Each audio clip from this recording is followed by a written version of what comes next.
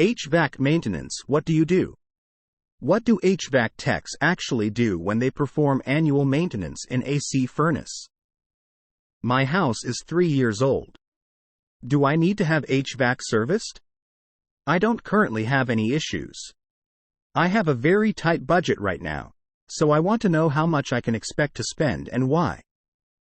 Question from user opposite art 8562 at HVAC advice at Reddit. Answer. Well, if you're broke, don't worry about it.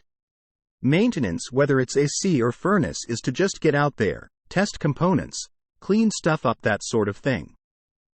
The biggest thing is to try to find issues so they are stranded peak season and have to go week or weeks without cooling or AC.